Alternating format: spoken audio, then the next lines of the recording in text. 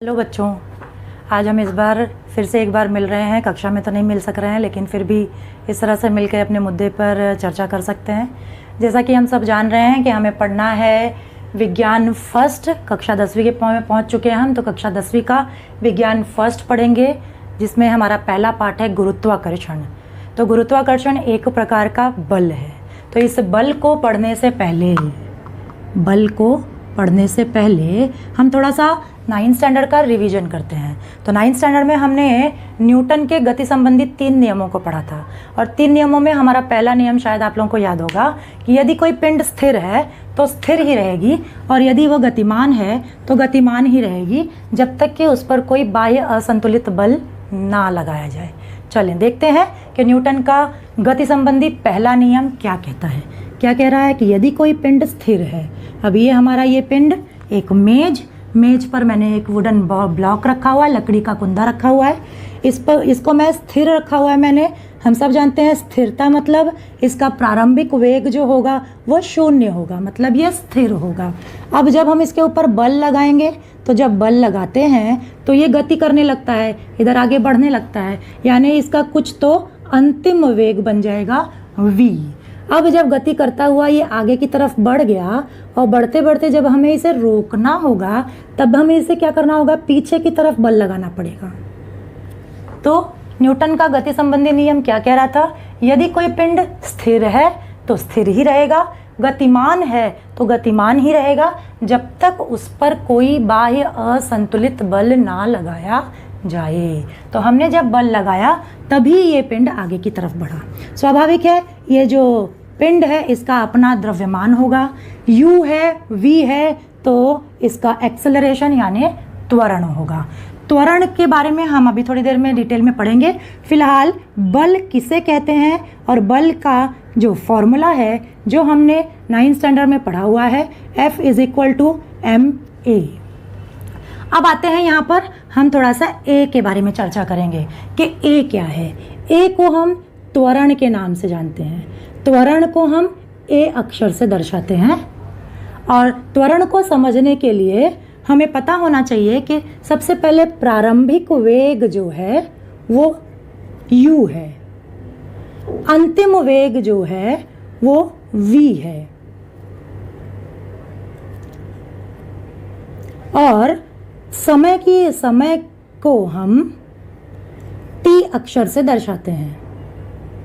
तो वेग जो होता है a = v - u/t। तो इसे अगर हमें शब्दों में लिखना हो और त्वरण की परिभाषा लिखनी हो तो क्या लिख सकते हैं हम, वेग परिवर्तन की दर को, वेग परिवर्तन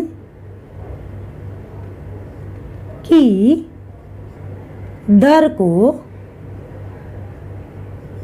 त्वरण कहते हैं। वेग परिवर्तन की दर को त्वरण कहते हैं। तो बस यही त्वरण यहाँ पर कार्य कर रहा है।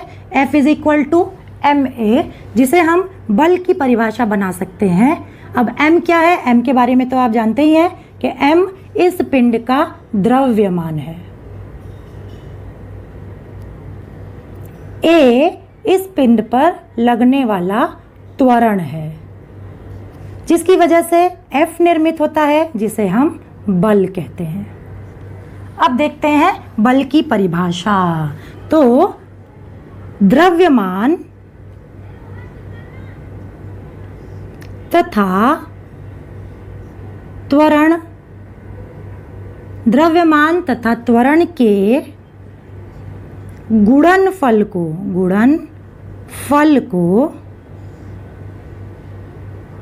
बल कहते हैं।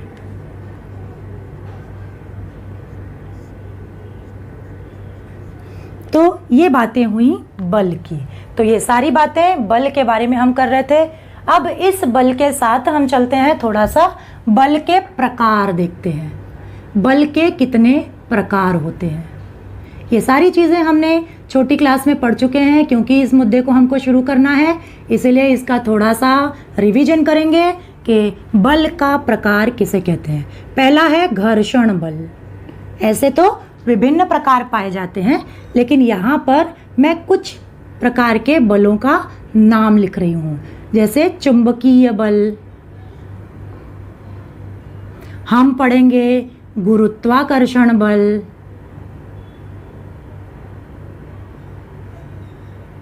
बल, ऐसे होता है विद्युतीय बल,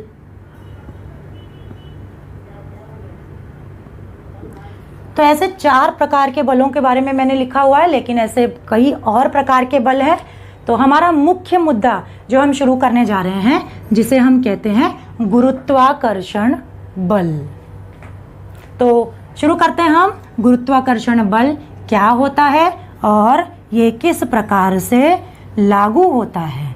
गुरुत्वाकर्षण बल की जब बात करते हैं हम, तो आपने सुना तो है इस बल को, बड़े ही छोटी कक्षाओं से सुना हुआ है कि इसका संबंध जो है वो पृथ्वी से होता है। ये हमने छोटी क्लास में पढ़ा हुआ है कि गुरुत्वाकर्षण बल का संबंध लगभग हमने पृथ्वी से समझा हुआ है। तो चलिए देखते हैं गुरुत्वाकर्षण बल क्या होता है और इसे कैसे समझा जाता है।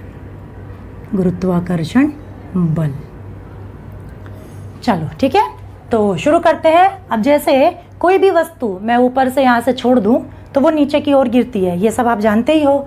यानी कि पृथ्वी इस वस्तु पर आकर्षण बल लगाती है, अपनी ओर खींचती है, इसीलिए तो ये नीचे गिर रहा है। तो जैसे यहाँ पर कोई वस्तु मैं रखूँ और इसे मैं इस तरह से छोड़ दूँ नीचे, तब क्या होगा, ये पृथ्वी द्वारा आकर्षित किया जाएगा। बल की दिशा कुछ ये होगी और कौन आकर्षित करेगा, पृथ्वी आकर्षित करेगी। पृथ्वी इस वस्तु को नीचे की ओर आकर्षित कर लेगी और इसे ही हम गुरुत्वाकर्षण बल कहा करते थे। ठीक है, तो देखें जरा अभी, जैसे कि इस गुरुत्वाकर्षण बल के बारे में पढ़ते समय हमने छोटी क्लास में न्यूटन वाली कहानी तो पढ़ी हुई है कि न्यूटन जो है वो पेड़ के नीचे बैठे थे और सेब ऊपर से नीचे गिरा, तो उनकी सोच चलने लगी कि भाई सेब ऊपर से नीचे ही क्यों गिरा, किसी और दिशा में क्यों नहीं गया। तो इसी सोच ने उनके गुरुत्वाकर्षण बल की खोज कर डाली और जब उन्होंने खोज किया तब उन्होंने गुरुत्वाकर्षण बल का एक क्या बनाया, परिभाषा बनाई। तो गुरुत्वाकर्षण बल की परिभाषा देखते हैं हम, गुरुत्वाकर्षण बल कहते किसे हैं। तो लिखते हैं, बुक कॉपी मेरे साथ हो, आप अपने मेरे साथ लिखना शुरू करेंगे। गुरुत्वाकर्षण बल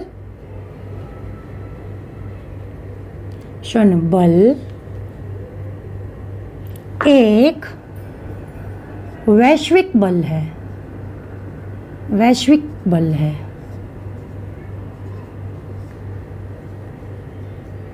जो सिर्फ या केवल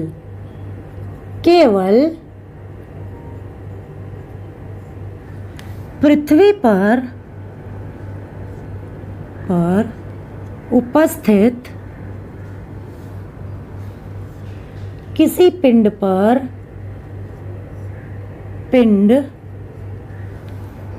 पर ही नहीं बल्कि इस पूरे ब्रह्मांड में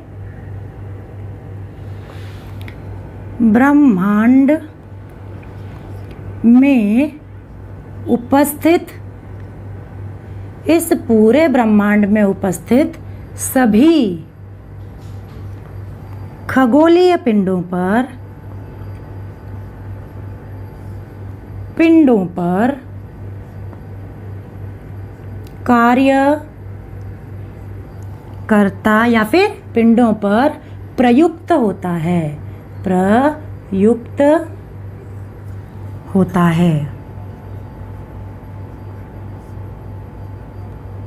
तो गुरुत्वाकर्षण बल की परिभाषा न्यूटन ने क्या दी कि गुरुत्वाकर्षण बल जो है ये एक वैश्विक बल है जो केवल पृथ्वी पर उपस्थित किसी पिंड पर ही नहीं बल्कि इस पूरे ब्रह्मांड में उपस्थित सभी खगोलीय पिंडों पर प्रयुक्त होता है।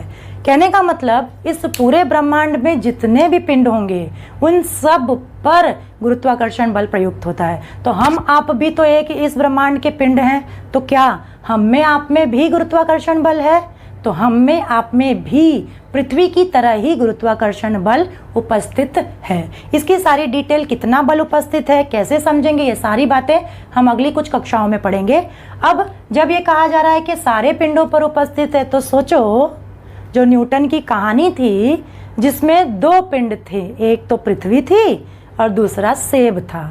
जब सेब ऊपर से नीचे पृथ्वी की ओर गिरा तो पृथ्वी ने सेब को आकर्षित किया, तो क्या सेब भी पृथ्वी को आकर्षित करता होगा? तो हाँ, सेब भी पृथ्वी को अपनी ओर आकर्षित करता है, लेकिन पृथ्वी की अपेक्षा उस सेब का आकार, द्रव्यमान और उसको लगाने वाला जो बल है वो बहुत ही सूक्ष्म है। इसलिए सेब पृथ्वी की ओर आकर्षित होता है, ना कि पृथ्वी सेब की ओर आकर्षित होती है। अगर समझो कि सेब का आकार पृथ्वी के आकार से कहीं ज़्यादा होता, सेब का गुरुत्वाकर्षण बल पृथ्वी के गुरुत्वाकर्षण बल से कहीं ज़्यादा होता, तो सेब पृथ्वी पर ना गिरता बल्कि पृथ्वी सेब पर गिर जाती। लेकिन ऐसा होता नहीं है, क्योंकि सेब का गुरुत्वाकर्षण बल बहुत ही सूक्ष्म पृथ्वी की अपेक्षा होता है।